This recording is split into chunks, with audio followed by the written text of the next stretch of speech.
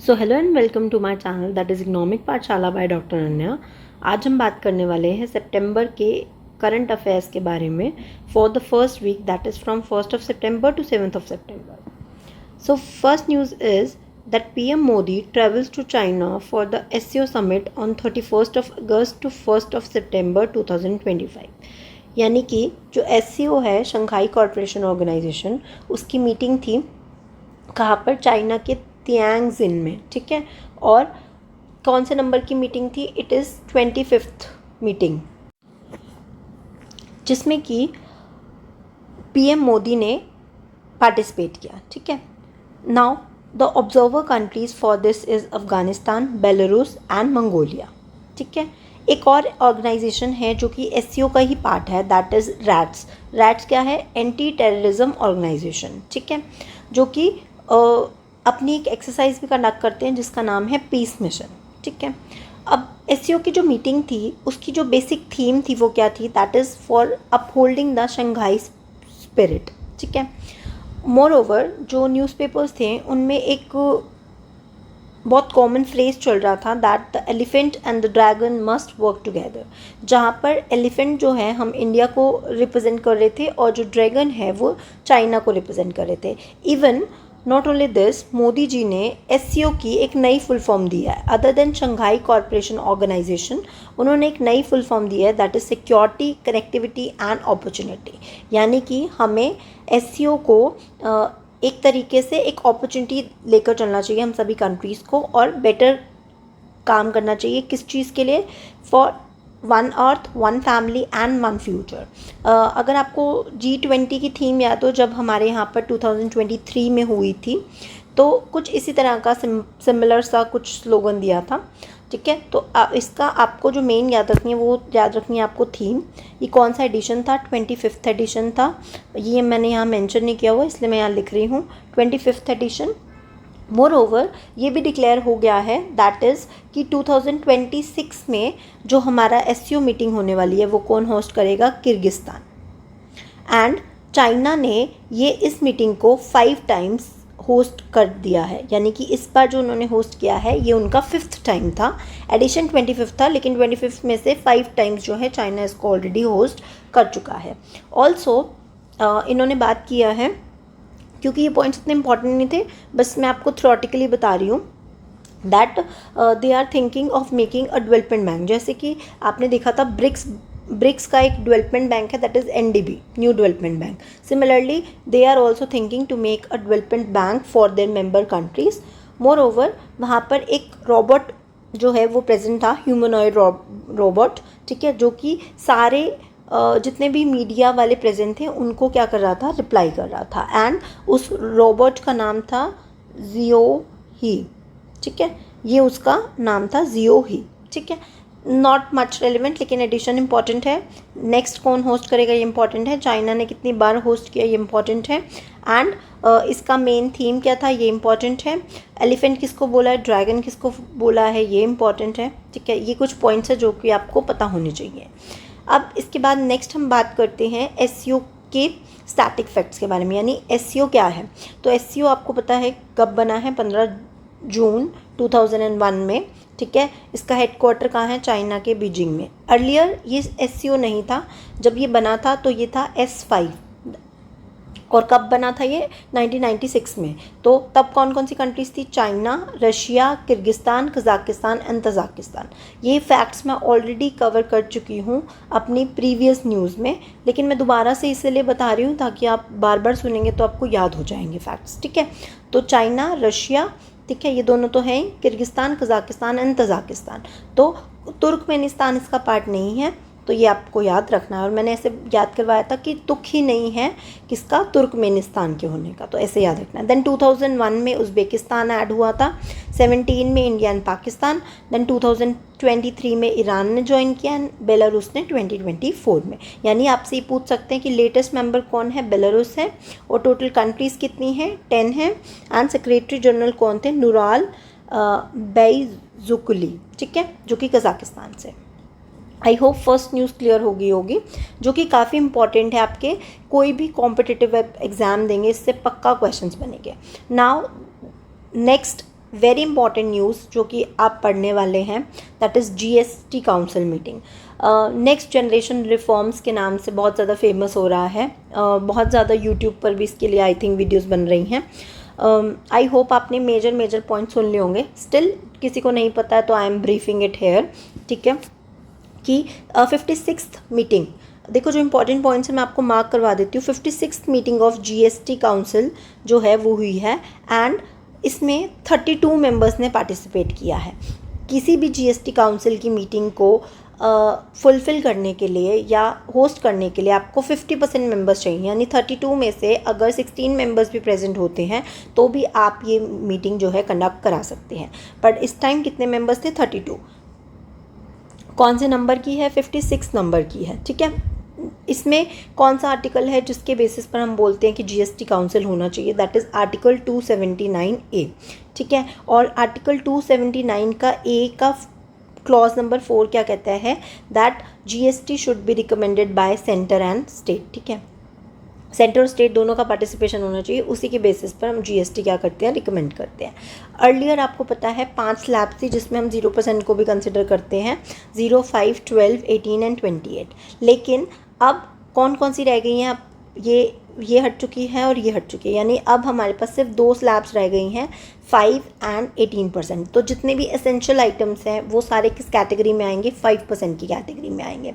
18% में जो है बाकी के प्रोडक्ट्स आएंगे। अभी नेक्स्ट स्लाइड में मैं आपको दिखाती हूँ। जो लग्जरी गुड्स हैं, ठीक है, लग्जरी गुड्स मतलब हमारी जो महंगी महंगी कार्स होती हैं, पेंटिंग्स होती हैं, ठीक है, जितनी भी लग्जरी आइटम्स हैं। सिन गुड्स मैंने आपको लास्ट उसमें बताया था, टोबैको हो गया, ठीक है, आपका सिगरेट्स हो गए। Bidi is not the part of sin good, ये बात याद रखना। बीड़ी क्योंकि जो बहुत छोटे तबके के जो लोग होते हैं ना वो बनाते हैं, इसलिए बीड़ी को इससे बाहर रखा गया है। बीड़ी सिन गुड का पार्ट नहीं है। एंड शुगरी ड्रिंक्स, जितने भी आप ये कोल्ड ड्रिंक्स पीते हैं, इन सब पर GST लगेगा 40%, ठीक है। बेसिकली ऐसा क्यों कर रहे हैं? ताकि उसकी कंजप्शन को वो क्या करवा सकें, थोड़ा सा कम करा सकें, ठीक है।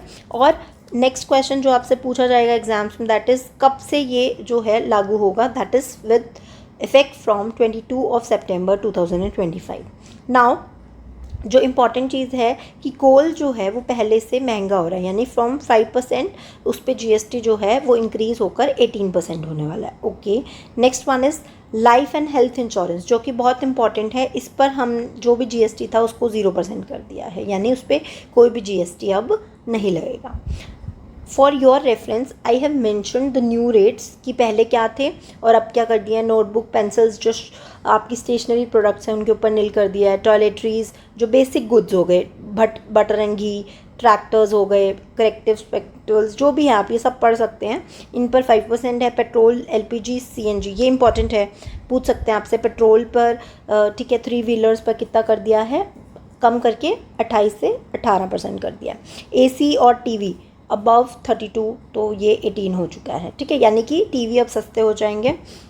बाकी देन अगेन आपके बेसिक जो चीज़ें हैं उनको 5% की कैटेगरी में डाल दिया। आप पढ़ सकते हैं ये सब।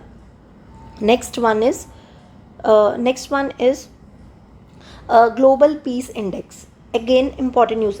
इस वीक की जितनी भी न्यूज़ हैं वो सारी आपकी बहुत ही ज़्यादा इंपॉर्टेंट है, तो प्लीज़ ध्यान से पढ़िएगा, ठीक है। इसका 19th एडिशन रिलीज़ हुआ है, किसका? ग्लोबल पीस इंडेक्स का, ठीक है। कौन इसको रिलीज़ करता है? मोस्टली क्वेश्चन ये पूछा जाता है, कौन इस रिपोर्ट को रिलीज़ करता है? तो it is released by index for economic and peace, जिसका हेडक्वार्टर सिडनी की ऑस्ट्रेलिया में है। और बेसिकली ये क्या है? एक थिंक टैंक है। जैसे हमारे यहाँ पर है ना नीति आयोग, क्या है? एक थिंक टैंक है। Similarly institute for economic and peace जो है, जो कि 2007 में बना था, ऑस्ट्रेलिया में उसका हेडक्वार्टर है, उन्होंने इस रिपोर्ट को रिलीज़ किया है, राइट। इसमें टोटल 163 कंट्रीज़ को एसेस किया है, यानी उनका मूल्यांकन किया गया है, ठीक है। उनको चेक किया गया है कुछ पैरामीटर्स के बेसिस पे। और वो पैरामीटर्स क्या हैं?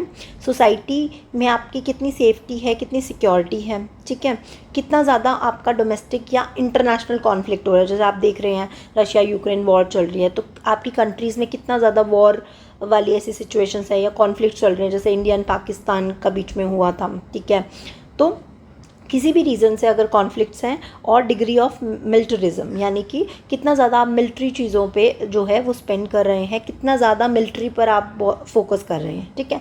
तो इन फैक्टर्स के बेसिस, इन पैरामीटर्स के बेसिस पे उन्होंने एक रिपोर्ट या इंडेक्स रिलीज़ किया है, जिसमें उन्होंने सिंगापुर जो है उसको एशिया की मोस्ट पीसफुल कंट्री बताया है, ठीक है। नाउ वर्ल्ड लेवल पर, एशिया लेवल पर और साउथ एशिया के लेवल पर, तो वर्ल्ड लेवल पर सबसे नंबर 1 पे है आइसलैंड, ठीक है, देन आयरलैंड एंड न्यूजीलैंड। तो आप फर्स्ट वाला याद रख लो, बस बहुत है, आइसलैंड, ठीक है। ठंड है तो वैसे ही बहुत ज़्यादा पीस रहता है, ठीक है, क्यों ऐसा आप याद रख लो कि सब अपने अपने घरों में रहते हैं, ठीक है। तो आइसलैंड इसलिए बहुत ज़्यादा वहाँ पे क्या है, पीस है। एशिया में हमने पढ़ ही लिया है, वो फर्स्ट नंबर पे है और ओवरऑल नंबर में वो 6th नंबर पे है, ठीक है। देन जापान एंड मलेशिया, तो सिंगापुर, ठीक है, वो लड़ते नहीं है, वो गा के लड़ लेते हैं, ठीक है, ऐसा आप याद रख लेना। तो वहाँ पे भी इसलिए पीस है, ठीक है। देन साउथ एशिया में, साउथ एशिया समझ रहे हैं, उसमें भूटान, नेपाल, श्रीलंका हम से ऊपर है, एंड इंडिया जो है 115th प्लेस पे है। अब ये भी इम्पॉर्टेंट है कि इंडिया का प्लेस क्या है, 115, ठीक है, 115, ठीक है, और स्कोर क्या है 2.229। सॉरी इसके लिए अभी मुझे कोई निमोनिक नहीं याद हो रहा, हाँ, बट ऐसा आप याद रख सकते हैं 2025 का डाटा है, और हमारी रैंक क्या है 1. अब ऑब्वियसली हम बहुत पीछे हैं, ये तो हमें याद रह जाएगा, तो 100 में कहीं पर है, ये तो याद रह जाता है। जो नहीं याद रहता है वो होती है लास्ट की डिजिट्स, तो आप इससे याद रख लेना, लास्ट की डिजिट्स क्या है 15, ठीक है, 25 से 15 याद हो जाएगा आई गेस, ठीक है। तो आई होप आपको ये भी समझ में आ गया होगा ग्लोबल पीस इंडेक्स के बारे में, ठीक है। Next news is about the cabinet approval for 15,000 crore incentive scheme for critical minerals recycling. ये क्या है, बेसिकली सबसे पहले तो आपको ये पता होना चाहिए क्रिटिकल मिनरल्स क्या होते हैं। देन गवर्नमेंट ने उसकी रिसाइकलिंग के लिए लोगों को इंसेंटिव दिया, यानी कि उनको लुभा रहे हैं बेसिकली कुछ पैसा देकर, ठीक है। तो अब ये क्या है बेसिकली समझ लेते हैं। तो बच्चे सबसे पहले आपको ये पता होना चाहिए क्रिटिकल मिनरल्स क्या होते हैं। तो क्रिटिकल मिनरल्स कुछ ऐसे हमारे मिनरल्स होते हैं, जैसे कि लिथियम हो गया, कोबाल्ट हो गया, निकल हो गया, ठीक है, जो कि आपके बैटरीज बनाने में, इलेक्ट्रिक व्हीकल्स बनाने में, मोबाइल फ़ोन्स में, सोलर पैनल्स में यूज़ होते हैं। तो अब इनकी हम रिसाइकलिंग की क्यों बात कर रहे हैं, तो आप सबको पता है जितने भी हमारे मिनरल्स हैं उनकी माइनिंग करना, उनको निकालना, ठीक है, बहुत ही टीडियस टास्क है। प्लस हमारे रिसोर्सेज जो हैं, जो मिनरल्स हैं, वो इतनी जल्दी रिन्यू नहीं होते हैं, ठीक है, बहुत टाइम लगता है उनको बनने में। आप सबने यही चीज़ पढ़ी है, renewable and non renewable resources, ठीक है। तो जो रिन्यू नहीं हो सकते ऐसे मिनरल्स को हम क्या चाह रहे हैं कि rather than spending more on mining new minerals, हम क्या कर रहे हैं, जो ऑलरेडी एग्जिस्ट कर रहे हैं ना, उन्हीं को रिसाइकिल कर लो, ठीक है। जैसे मान लीजिए कोई ओल्ड बैटरी पड़ी है आपके पास, ठीक है, या ओल्ड मोबाइल फ़ोन होता है, हम लोग क्या करते हैं, उसको दे देते हैं स्क्रैप ऑफ कर, मतलब प्रॉपर तरीके से हम उसको स्क्रैप ऑफ नहीं करते हैं, हम उसको दोबारा रीयूज़ कर सकते हैं।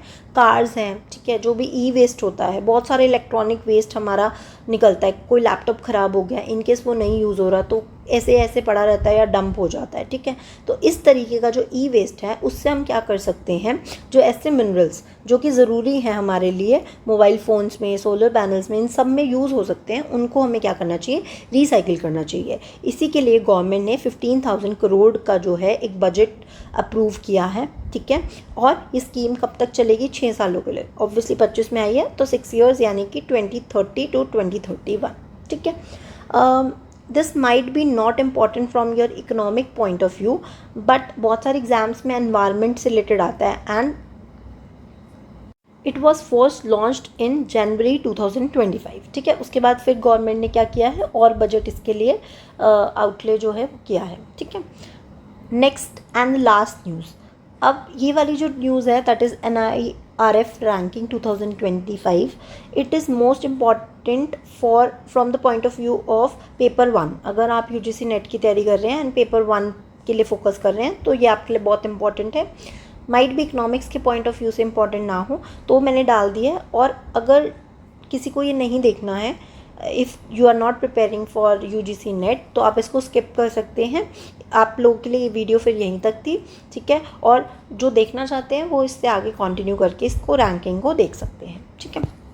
So the national institute of ranking framework, पहले तो NRIF की फुल फॉर्म पता होनी चाहिए, राइट।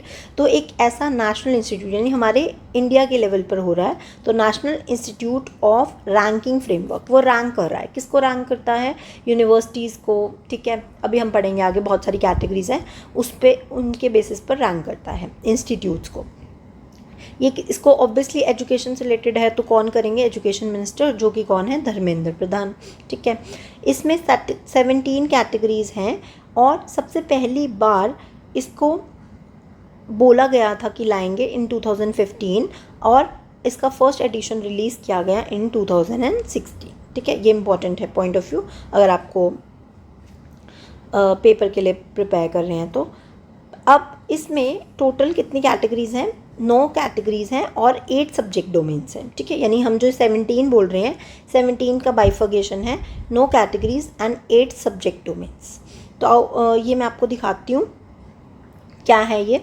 तो देखिए कुछ categories mention and subject domains. तो बिल्कुल स्टार्टिंग में हमने बताया 2016 में फर्स्ट टाइम रिलीज़ हुआ था, तो यूनिवर्सिटी कैटेगरी थी और इंजीनियरिंग, मैनेजमेंट एंड फार्मेसी, ये 3 सब्जेक्ट्स थे और कुछ भी नहीं था जब फर्स्ट टाइम ये एडिशन रिलीज़ हुआ।